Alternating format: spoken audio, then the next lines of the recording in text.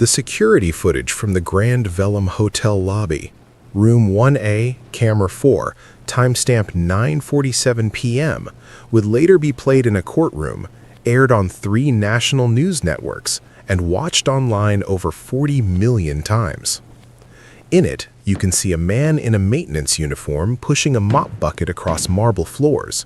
You can see another man, expensive suit, gold watch, the particular posture of someone who has never once been told no, stop dead in his tracks, point, and laugh. Not a polite laugh, a laugh meant to be heard. You can see the janitor pause, keep his head down, keep mopping.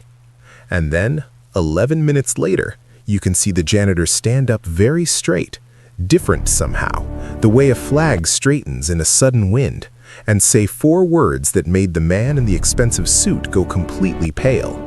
But we'll get to that. First, you need to understand who Marcus Webb really was, and why he was holding a mop. Marcus Webb was 53 years old, the sole owner of the Velum Group, a hospitality company that operated 31 luxury hotels across 9 countries. His personal net worth was estimated at $2.4 billion. He had been on the cover of Forbes twice, once smiling, once not. His assistant, Diana Osei, had been with him for 11 years. She knew his coffee order, his allergies, and, most importantly, she knew the look on his face when he had made up his mind and there was absolutely nothing left to say. He had that look on Tuesday morning when he called her into his office and told her he would be spending Wednesday night at the Grand Velum, their flagship property in Washington, D.C., as a maintenance worker. Marcus, she set down her tablet. No. I've had 3 anonymous complaints from housekeeping staff in the last month, all describing the same manager, all written in that specific, careful language people use when they're terrified. Send an investigator. Send me. Send anyone who isn't the owner of the company. The last investigator we sent, Gerald Holt, found out within 6 hours and put on a show. The staff performed. Nothing was captured. He held up a maintenance uniform, still in its plastic wrap. Gerald doesn't know my face. Nobody on that floor knows my face. I was never photographed at the opening because I was in Geneva. Diana stared at him. Your knee? My knee is fine. You had surgery 8 weeks ago. I said it's fine, Diana. She knew better than to push. She knew, too, that this wasn't just about the complaints.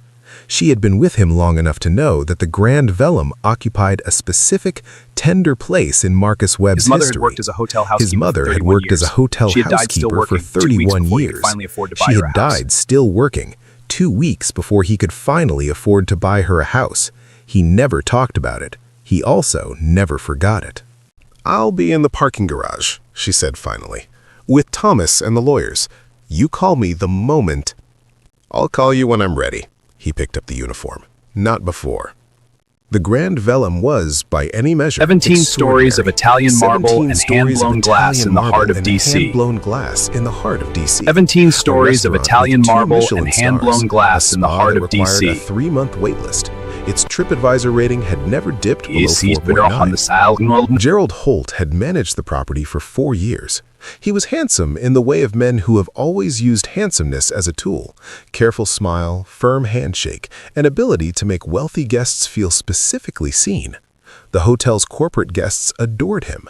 The senator who used the penthouse suite twice a year had sent a personal letter praising Gerald's white-glove hospitality.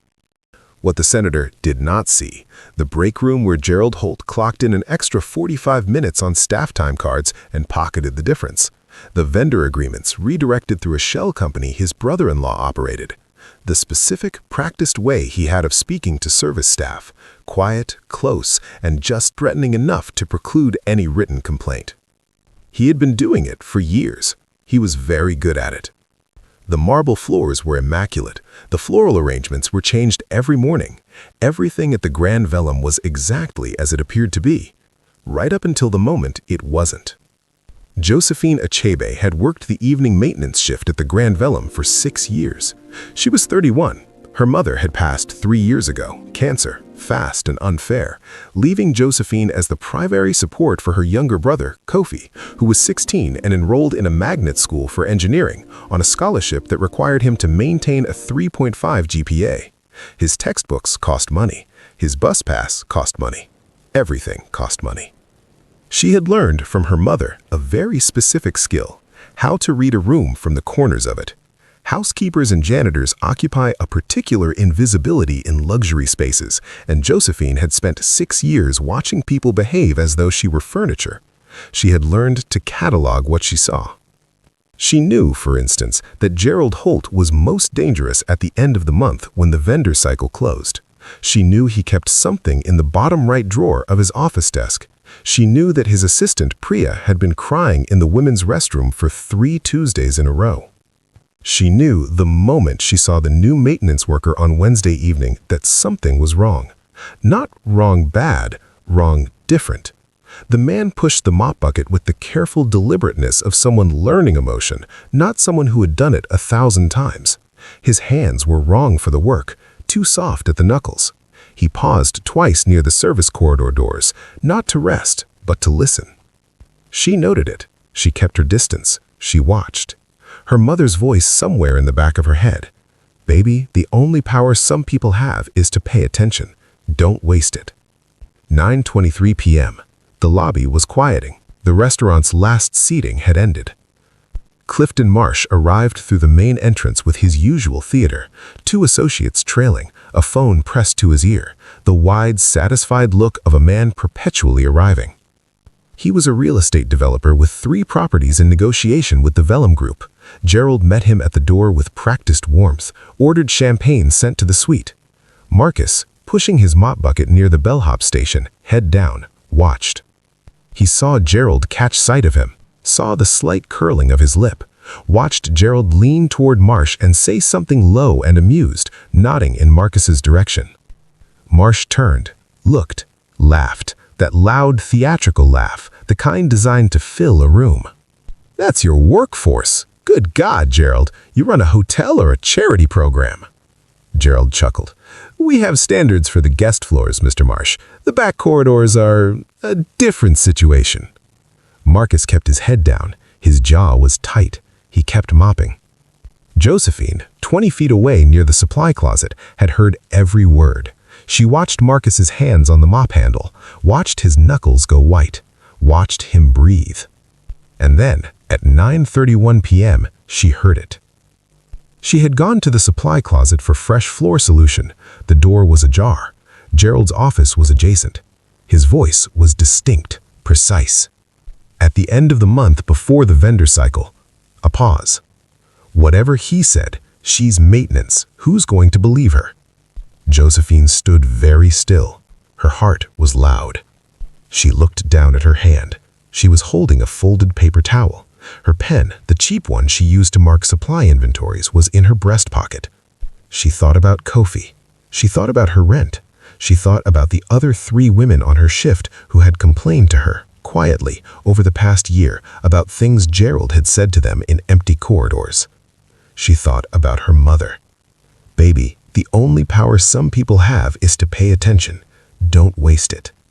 Her hands were shaking when she wrote it, but her handwriting was steady. She had 4 minutes before Gerald emerged from his office. She walked to the lobby. Marcus was near the far wall, his back to the corridor. She approached him from the side with her cart, ordinary, invisible, and as she passed him, she pressed the folded paper at his hand and kept walking without stopping, without looking up. He felt it, looked down, palmed it. She was already gone. Marcus unfolded it in the shadow of the service alcove. His eyes moved across it once, twice. He went completely still. The note read, "You're being watched by someone who wants staff quiet before corporate inspection next week. Vendor fraud. East Log. Priya. Friday audit." He said, who's going to believe her? You should. I do. Whatever you're here to do it fast. Marcus looked up. Gerald Holt was crossing the lobby toward him. Hey. Gerald's voice was quiet, professional, and precisely cruel. You're on the wrong floor. Service workers stay on B level after 9. I've told your supervisor twice. He looked Marcus up and down with the measuring contempt of a man who has practiced it. Don't make me repeat myself. Marcus looked at him for a long moment. Of course, he said. My apologies. He took out his phone. He texted Diana one word. Now. Then he straightened up. It was a small thing, a shift in posture, a lift of the chin, a stillness that had nothing to do with deference. Gerald noticed it a half second before he understood it, the way you notice a change in weather before you know it's coming. Is there a problem? Gerald said. His voice had shifted slightly. Not anymore, Marcus said. He reached into the maintenance cart, beneath a stack of folded cloths, and produced a small digital recorder. He set it on the cart's edge. That's 6 weeks of vendor transaction data pulled from your East log this afternoon by my forensic accounting team. This, he held up the recorder, is audio from your office from the last 40 minutes, captured on a device our security team placed this morning. And this, he set his phone face up on the cart, is a live call with 2 attorneys and the Vellum Group's chief compliance officer, who have been in the parking garage for the past 2 hours. Gerald's face had gone the specific gray of someone watching something collapse. My name, Marcus said, clearly, in the voice of a man who has spoken in boardrooms for 20 years, is Marcus Webb. I own this hotel. I own every hotel in this chain, and I need you to understand that everything you have said and done in this building for the past 4 years has been witnessed, recorded, and is currently being reviewed. The lobby had gone quiet. The night desk clerk, the bellhop, 2 guests waiting for the elevator, Marsh and his associates still near the bar. Gerald opened his mouth. Don't, Marcus said, simply, quietly. Thomas, Diana's assistant, entered the lobby with 2 attorneys and the Vellum Group's compliance officer. Security from the corporate team, not hotel security who reported to Gerald, came in through the service entrance simultaneously. It was professionally done. It was also, Marcus understood, a public humiliation for a man who specifically engineered the public humiliation of people who couldn't fight back. He did not feel bad about that. In the service corridor, Priya, Gerald's assistant, 26 years old, who had been pressured into falsifying timestamps for 2 years, was speaking quietly to one of the attorneys, her hands clasped together, nodding. She had been waiting a long time for someone to ask. Gerald was escorted to his office. His badge was collected. The process was clean and swift. Clifton Marsh, to his credit, had gone very quiet. He left without the champagne. In the accounting system, in the East vendor log, the discrepancies were substantial. Gerald Holt was removed from the property that night, his employment terminated. The matter was referred to the D.C. Attorney General's office. He would, in time, face charges. But Marcus was already thinking about the piece of paper in his pocket. He found her in the supply room on B level 40 minutes later. She was restocking floor solution with the methodical focus of someone who has decided to be very busy. She looked up when he came in. She didn't flinch. She had known this was coming. I want to ask you something, he said. He sat down on a supply crate, still in the maintenance uniform, and looked her directly. Why did you do it? You had no way of knowing who I was. As far as you knew, I was a maintenance worker who'd be gone in a day. You risked your job. You risked more than that. Josephine set down the bottle in her hand. Your hands, she said. He waited. You've never mopped a floor before. Not for real.